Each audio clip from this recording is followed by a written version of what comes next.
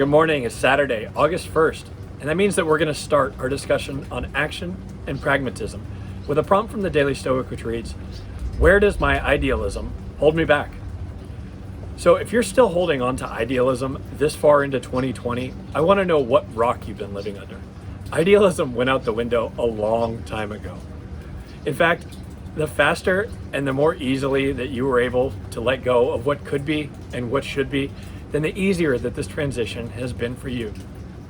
It's when we go on expecting the world to be as we wanted it to be that we find ourselves in a rough situation. Because the reality is that much of our everyday life right now is far from ideal. It can be really hard to handle at times. If we're unable to adopt the right perspectives and to take the appropriate action, then we're exposing ourselves to a whole host of negative situations, which, if left unchecked, can make a challenged situation even worse.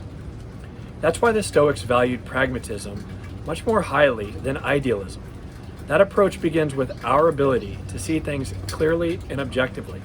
We need that honest understanding of the world, and we need to be able to accept its imperfections and then take selfless action on what remains within our influence.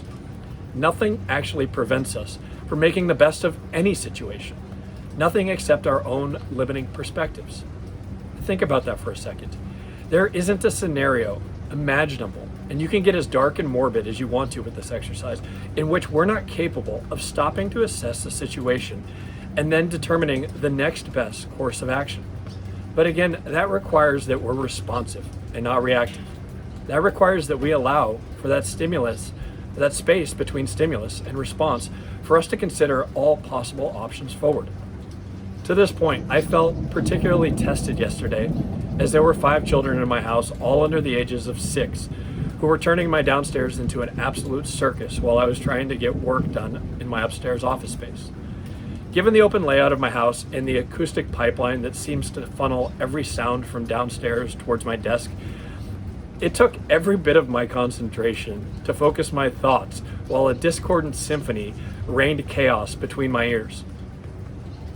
As I tried to prepare for an important meeting with one of our business leaders, I felt my anger and my frustration begin to surge. And I won't even begin to go into the details of what I was thinking and feeling at that moment, but I had allowed my body to tense up and negativity to cloud my thoughts. And then when I felt I was about to absolutely lose it, I guess you could say that I did. I mean, it wasn't that I lost it in a lashing out manner. I just lost the frustration. I laughed at the absolute absurdity of the situation, at what I was being asked to do in that particular moment. I laughed at how far from ideal everything about this whole situation was. But the reality is I still had work to do and things to get done, and I could make this work. So 10 minutes later, I found myself sitting cross-legged on my bedroom floor with my phone tripod propped up on some Tonka truck dump truck on the floor as I connected over video with my colleague, and the Frozen 2 soundtrack blared from downstairs while my children watched the TV. So I explained to her what was going on, and we had a little bit of a laugh at my own expense, and then we got to work. And was it perfect? No, absolutely not. But was it better than another possible outcome where I was unable to let go of my idealistic view and kept me from doing my work? Absolutely.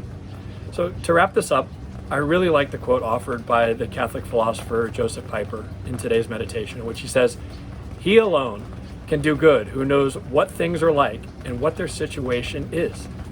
That's something that we'd all be well served to keep in mind right now. And we're in this situation that is far, far from ideal, but it is what it is. Kind of like this rain right now. Have a great day. Bye.